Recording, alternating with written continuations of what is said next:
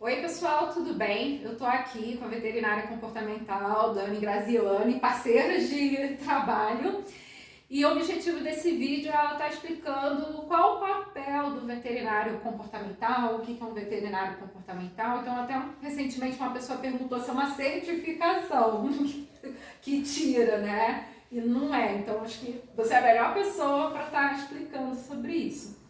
Na verdade, não está muito claro ainda o papel do veterinário comportamental, porque ele acaba que não é ainda é uma área muito no início. Então, talvez isso gere muita confusão ainda por conta disso. Mas, basicamente, o veterinário comportamental é um veterinário que é formado em medicina veterinária e que também tem uma pós-graduação na área de comportamento. Às vezes, o veterinário comportamental também tem curso de adestramento, então ele também adestra, mas nem sempre, né? Nem sempre ele precisa ser adestrador para ser veterinário. Então, o veterinário comportamental, ele faz uma clínica do animal?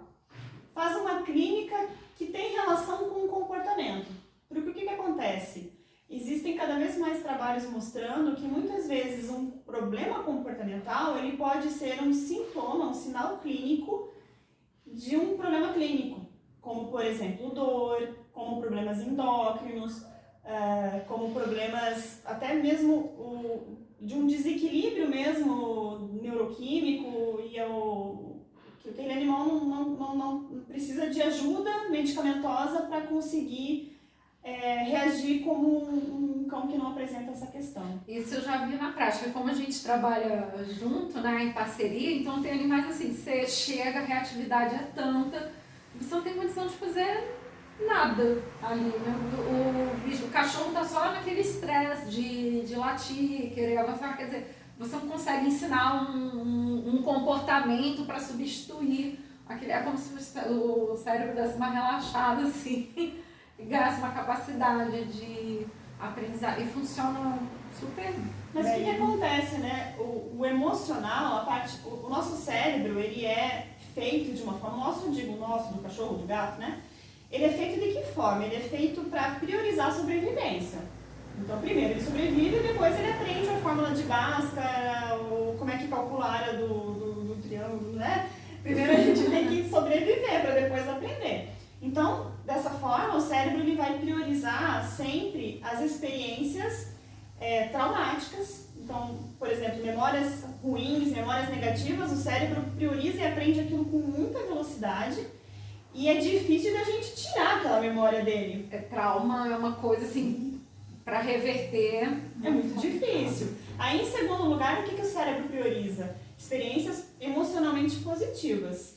E, em último lugar, que ele vai priorizar a parte cognitiva. Então, se você tem um animal que está reativo, às vezes aquele cérebro ele está totalmente agindo na emoção. Então, ele está interpretando todos os fatos de uma maneira completamente distorcida por aquela mente que está desequilibrada e cheia de memórias traumáticas. Então, ele está vivendo num mundo totalmente com aquela máscara cinza, né? É como se ele sempre esperasse o pior, né? Como sempre fosse acontecer aquele... Ele fica num estado de vigilância, Exato. Alerta. Exatamente. Esperando... E aí a medicação vai fazer o quê? Vai trazer um equilíbrio para aquilo, porque isso não é normal, isso não é natural, ele estar nesse estado, ele está sofrendo muito nessa situação. Então a gente precisa reequilibrar esse cérebro para que o emocional acalme-se e tenha um cognitivo ativo. Agora é interessante que você tocou nesse assunto da medicação, que às vezes quando a gente fala com um tutor, a gente fala, procura um veterinário comportamental para ver a medicação.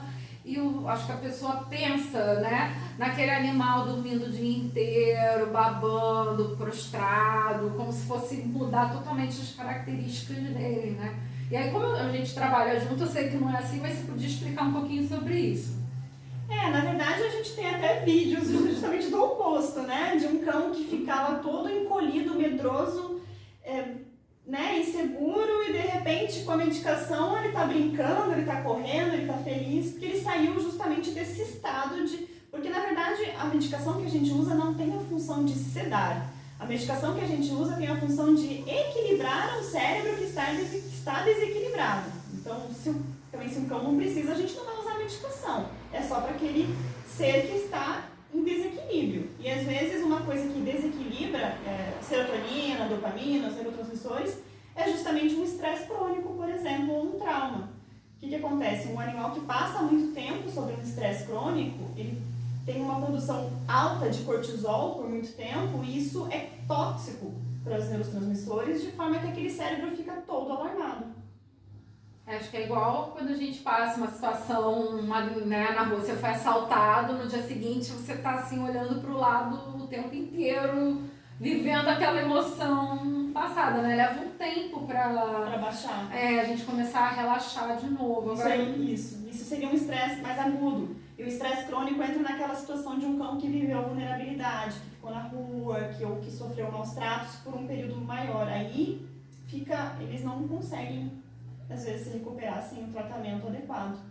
acho que um ponto também interessante para refletir, porque quando a gente tem essa conversa toda, a gente pensa num animal agressivo, muito reativo, mas às vezes aquele animal tá quieto, mas o fato de estar quieto não significa que ele está com bem-estar, né? Equilibrado emocionalmente, né? Ele está retraído ali por outras coisas. Eu já vi até um caso recente que a pessoa adotou um outro animal porque achou que o pet dela estava triste. Né? E isso aí também tem relação com dor, né? Que eu acho que você atua muito nisso aí também. Muito. Tem muitos casos que a gente atende que tudo foi causado por dor. Tem um caso que eu gosto de citar muito, que foi um caso de um bulldog inglês, que ele chegou por conta de... Ele tinha um comportamento agressivo,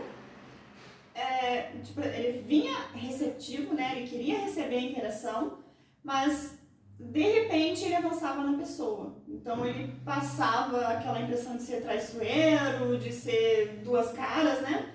Mas o que acontecia, né? E o cachorro chegou assim, andando, como se não tivesse nada, não estava chorando, ele estava se alimentando, então isso é muito importante de falar. E quando eu fui examinar ele, eu notei que ele tinha desconforto. Com medicação para dor, ele mudou da água para o vinho, inclusive a pessoa falou, nossa, ele está voltando a brincar de coisas que ele não brincava mais, que eu nem lembrava que ele brincava, enfim. Aí quando foi feito o raio-x, ele estava com um ligamento rompido do joelho. E às vezes a gente toca no animal, a pessoa, eu toco e ele me morde. E pode ser essa causa. Porque ele queria o carinho, mas aí quando você passa a mão nele, dependendo de onde você pega, aquilo dói. E ele acha que você beliscou ele lá, você cutucou ele, doeu. E não tem uma complexidade de pensamento igual a do ser humano também para administrar toda aquela situação. Peraí. Da onde veio a dor? Exatamente. Beleza, valeu.